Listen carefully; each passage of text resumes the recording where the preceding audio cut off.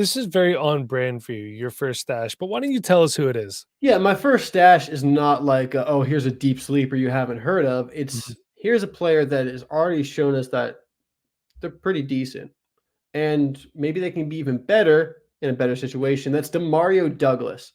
Right now, 7.4 yards after the catch per reception, Mike. He is a guy that can just make things happen after the play. He can create his own yards, which is about the only way you get yards in the New England Patriots offense right now. Yeah. So he has been one of the brightest things over there so far this season, because it's been a tough season for the New England Patriots and for that offense. They might be getting a new quarterback this offseason. It might be a guy like Caleb Williams or Drake May. Who knows? But it has to improve. This situation has to improve. I can't imagine another year of Mac Jones and Bill Belichick and this, non-functioning offense. There's nobody that the Patriots and all the success that they've maintained over the last 20 years can deal with another season of that. So this has got to improve. And if it improves, I mean, Demario Douglas's efficiency numbers are really, really good. Like I just said, 7.5 yards after the catch per reception, 2.01 yards per route run. Look, anytime you're over 2 yards per route run, it's good. 67.3 NFL rating. I'm a little dyslexic today. That's when he's targeted. I go back, I was talking about on the last podcast, who was I talking about? Mike, who had such a great, production, but his targets just weren't getting there. Kyle Pitts, so many good efficiency stats, but just the execution of those plays was not there. That's the same thing going with Demario Douglas right now with that 67.3 NFL rating. It's got to improve. You got to spend a second-round pick to get Demario Douglas. Maybe you have a player in a third. You think you need a second to get Demario Douglas? Like I a late feel like second. you might. I mean, look, the fact of the matter is you have Mac Jones and then Bailey Zappi, who looks like he's a guy that's playing Mac Jones in a movie. I think with how bad the quarterback play has been, I feel like you can get a lot of these New England Patriots short of Ramondre Stevenson for cheaper than a second. I feel like if you threw, I'd start with a third and go from there. If you have to fluff it with a bottom feeder player, you know what I mean? I would love that. Yeah. I thought I was trying to get Demario Douglas for a third a couple weeks ago, and I was struggling to, because people were starting to see the breakout. But with how bad the Patriots offense has been over the past couple weeks, you might be valued at a third round pick again. That's true. He's around players like Kendre Miller, Aaron Jones, Dameon Pierce. Yeah, I'd much rather have Demario Douglas over all of his players. Yeah, James Conner, Rashid Shaheed, who's injured, Kenny Pickett. Sorry, Nate, awesome. You're stashing Demario Douglas. I'm stashing Houston Texans wide receiver John Mechie.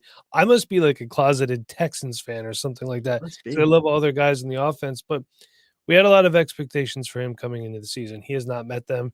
Had some injuries, lingering hamstring issues. Glad that he's fully recovered from leukemia. That really sucked. But he's been kept out of our fantasy lineups because of the hamstring.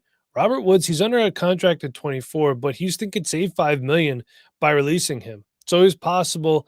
That would allow Mechie to slide right up into a starting role. I think he could be a solid wide receiver 4 on your team. Solid-ish. We'll see it first. Hoping for a flex play, a fill-in guy. But I think right now you could also get him for a late third, multiple fourths. He's valued close to players like KJ Osborne. You could sell him to a contender if he has John Mechie hanging around on his practice squad. Maybe get a little value back, even if it's a fourth and some fab. I'll do it. Darnell Mooney and Cedric Tillman, I'll move those guys right now for John Mechie. And I think if you're moving players like Darnell Mooney and Cedric Tillman, you could get a little bit back on top. Now, when I say a little bit back for trades like this, don't ask the world. If you're swapping some late round picks, getting some fab, that's fine. Just getting a little something back on top of it. These are good moves that could pay off in the future. Yeah. I think you could trade like OBJ for John Mechie and maybe a third. Okay. Well, why don't you tell you, or you could stash his teammate instead. Yeah, I'm stashing Rashod Bateman. Zach, you're welcome. OBJ going after this year, Rashod Bateman going into a contract year. And the thing is, he's cheap right now. He's cheap. This is one of the lowest prices you've ever seen on Rashod Bateman, because he has not been productive this season at all. Yeah. Just to be, straight shooter, he's not been productive. Rashod Bateman, though, first round pick. He's not the first round pick that busted out because he can't catch or something like that. He's just really dealt with injuries. He's been inconsistent. But when he has been fully healthy and on the field, he has been good. He just has struggled to be healthy and to have Lamar throwing him the ball because of the inconsistency of the offense over the last couple of years. So while I don't expect much from Rashod Bateman, moving forward this season, or there is potential to grow because there's still the rest of the season, and this is a really good offense. This is a team that's going to be going into the playoffs. There's still room to grow for Rashod Bateman. You can get him right now. He's going into a contract year. They might even move off of him going into the season because there has been some prior friction between him and the coaching staff and the GM before about, the wide receiver room. I think most of that's pretty smoothed over by this point, but there's always the potential for a guy like that to be moved who has not been productive at this point. And I think there's talent there with Rashod Bateman, but the situation has not really worked out for him just for some reason outside of the injuries. So if you can go get him right now, I think for late third, mid third, it's not expensive. Like I said, he's not been productive at all. You got a first round talent you can acquire for cheap. I think that's a decent, dart throw. And my expectation for him is you hold on to him, see if he can maybe get some more run this year with the Ravens, have a couple productive games. Might be able to flip him before the season's even over. For a second round pick or something like that, if he has like 2 or 3 games in a row where he puts up 15 points. Otherwise, he's going to be on the Ravens offense, a good offense for next season. You have a good little asset you can hold on to, give you some more wide receiver depth and a little bit more upside at the bottom of your roster. I love this. I mean, he's valued ahead of guys like Desmond Ridder, Curtis Samuel, Rico Dowdle. If you could move J.K. Dobbins, who's injured right now, for him, that'd be great. J.K. Dobbins. Unfortunately, as much as I love J.K. Dobbins, I don't know what's going to happen with him. I don't know. I don't think Free he's agent running back and coming off multiple injuries, just not good. Yeah, I completely agree.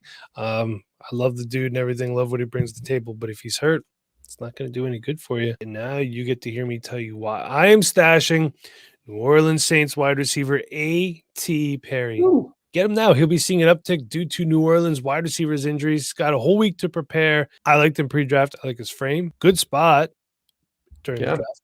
New Orleans, I believe he was a good flyer for the Saints in the 6th round, but he's a little bit different than what the Saints have there. He's a little lankier, a little taller than Chris Olave. He's got his opportunities. This is going to be your chance to buy him cheap if he balls out or does anything with this opportunity. And if not, you're burning a late round pick. I'm okay with burning late round picks to go after potential upside, especially if you can grab them from a rebuilder, guys that are already looking towards the future. They may not care so much about A.T. Perry so much, get rid of him cheap. It's a wait and see. But I'm hoping if he's like a wide receiver 4, a good bench piece that you could rely on, or who knows, you could buy him for a single 4th right now and flip him for a 3rd or 2nd in the future later. Yeah. If he starts to do well, these things happen. I think he's a great candidate for you buy for a 4th, you flip for a 3rd. Yeah, I would be completely happy with that. Just make sure you're not flipping from an early 4th to a late 3rd. It helps a little bit, but yeah, make sure your time's worth it. Exactly. Nate, who else are you stashing? I actually considered putting him on here, but I was like, that's Nate's dude. There's somebody you're leaving off this list too that I'm surprised about. We'll get to that afterwards. All right, we'll have to get to that because I feel bad now. Trey Palmer, and this is a guy that actually I have a couple question marks about, but he's getting opportunity. And when you have late round guys that are getting opportunity, I'm always kind of chasing that because rookies that get opportunity, NFL is a hard league to get on the field. And especially as a rookie, you could be a decent rookie, but if there's just decent veterans ahead of you, they're going to get in the field usually because they're just veterans. They're experienced guys. And Trey Palmer has been getting on the field for the Tampa Bay Buccaneers. He's got 41 targets so far this season, only 25 receptions for 227 yards and 2 touchdowns, but playing behind Mike Evans, who's been healthy this whole season, Chris Godwin for a Baker Mayfield-led offense that has Rashad White catching a whole bunch of passes.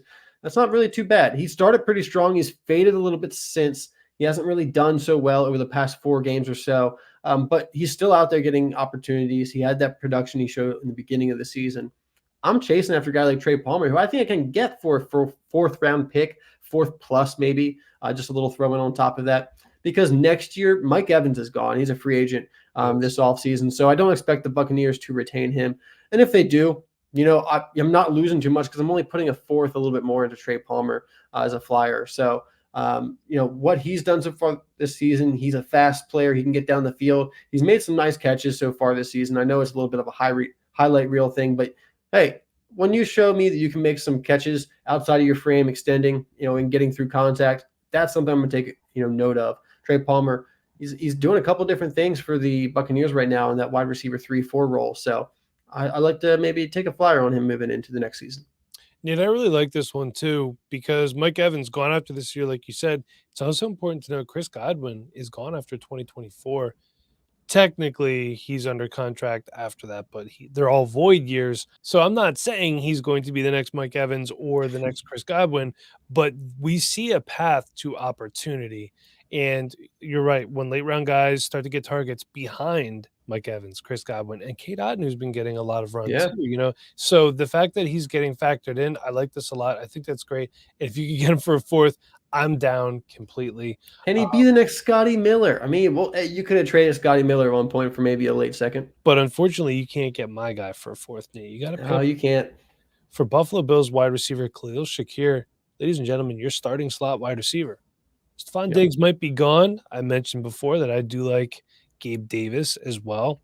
Let's buy a cheaper guy on that Bills offense. He's seen a good uptick in usage, and there could be more if Diggs is really unhappy and he does leave, and Josh Allen spreads the ball around a little bit more. And I think honestly, he could be a wide receiver 3 on your fantasy team, especially with the targets he's been getting. Really good guy to have on the bottom end of your roster. So when you need to bring somebody up to put into your lineup, you're not like, oh, I need to go grab somebody off of the waiver wire and hope they get me 4 points. You got Khalil Shakir there. You're going to be happy about it. I think you could get him for a late second or multiple thirds. Right now, he's also valued similarly to players such as Jalen Hyatt, Devin Singletary, Josh Palmer, and Noah Brown. So if I can move Jalen Hyatt plus to get Khalil Shakir, I would do it for sure. Yeah. Even though I like Jalen Hyatt as a stash, I mentioned that last week. Also do that. But I would much rather stash Khalil Shakir, to be honest with you. I love this pick. I love Khalil Shakir. I was really a big fan of him coming out of the draft, and especially being a Boise State Bronco guy. Yeah, I have him in a lot of different places. Very excited to see, him in that starting slot role for the Bills. So Nate, do you know who I think that you forgot on this list? I know you had put on the show sheet before I filled it out, Jalen Tolbert. Yes, that was the guy I was talking about, and I took him off because I was like, that's Nate's dude. I bet he's going to want to talk about him. I like Jalen Tolbert. Is the hope still there? Would you stash him? The hope is still there, yes. After a really rough rookie season where I lost hope, I still have hope in Jalen Tolbert. I have one league where I've dropped him, picked him up like 3 different times. So the hope is still there for Jalen Tolbert. When you have guys like that you like, and you have to make that tough decision, do I drop this guy for whatever reason I need to do? What I've been thinking to myself is, can I find another Jalen Tolbert? If you think he's a guy that's easily replenished in the draft through waiver wires, through a cheap trade, I'm fine with dropping guys. I'm not as sentimental as I used to be. It's all business now. So that's it. Some stashes. We got some good stashes for you and maybe a Jalen Tolbert stash. That's it for us, everybody. Thanks for hanging out. So until next time, for Nate, I'm Mike. Talk to you later.